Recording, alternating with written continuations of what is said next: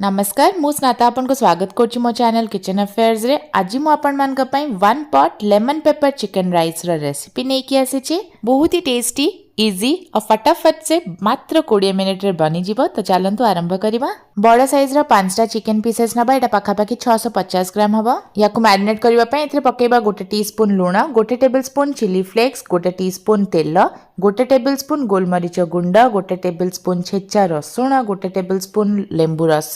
एबे सब किछि को सबतक चिकन पीसेस रे एमती घसी घसी की भलसे लगेई दबा और 15 मिनिट पे मैरिनेट हबा को छाड़ दबा। नेक्स्ट मु एठी नेछि 2 कप लॉन्ग ग्रेन राइस। याकु भलरे धोई की आधा घंटा पे बतरेबा को छाड़ीबा। गैस रे गोटे पैन बसई की सेथरे 2 टेबलस्पून तेल पकेइबा। तेल भलरे गरम हेले चिकन पीसेस को एथरे पकेइबा आ 3 मिनिट हाई फ्लेम रे गोटे साइड को कुक करबा। पूरा हाई आंच रे याकु एमती हम छाड़ी दबा 3 मिनिट जाके। तापर 3 मिनिट परे सबतक चिकन पीसेस को उल्टेइबा आ आरो साइड को भी एमती 3 मिनिट पूरा हाई आंच रे कुक हबा को छाड़ीबा। देखि पड़थबे गोटे साइड रे एमती टिके ब्राउन ब्राउन हेकी चिकन टा कुक हे जाईची। आरो साइड को भी एमती टिके हल्का ब्राउन हबा जाके कुक हबा। दुई साइड रु 3 मिनिट लेखा चिकन गुडा का कुक हे गलानी और दुई साइड रु बढ़िया से नाली नाली टिके हे जाईची। तो सबतक चिकन पीस को गोटे बोल को काढी दबा। चिकन हमर रेडी हे जाईची। याकु साइड करी के रखिबा। और एबे सेम पैन रे हमें 2 टेबलस्पून बटर पकेइबा। बटर मेल्ट हेले गोटे मीडियम साइज प्याज चुन चुन काटी की पकेई की ताकू हल्का ब्राउन कलर हबा जाके फ्राई करि नबा। तो देखंतु प्याज हमर फ्राई हे जाईची। एबे एथरे गोटे टीस्पून छेचा रसुण पकेइबा, 1 इंच दालचीनी पकेई की 1 मिनिट याकु आउट के फ्राई करिबा। एबे जो चाउल हमें बतुरे के रखितले तार सबतक पानी निगाड़ी देकी बतुरी थिबा चाउल को सब पकेई की हाई आंच रे 2 मिनिट जाके याकु हल्का हाथ रे भाजी नबा। एबे एथरे हमें 4 कप पानी पकेइबा। 2 कप मु चाउल नेइथिली तो डबल क्वांटिटी रो पानी पड़िबो।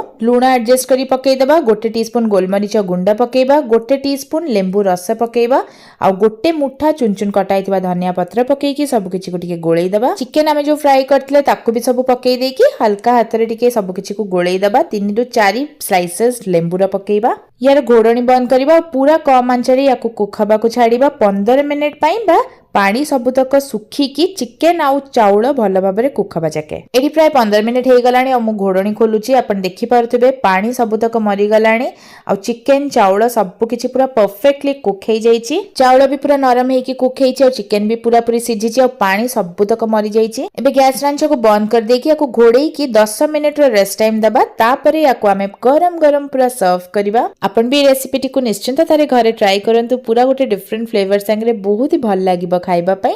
वीडियो टी को लाइक शेयर और प्लीज सब्सक्राइब कर देबे। पुणी गोटे नुआ रेसिपी संगे देखा हबो। Bye bye.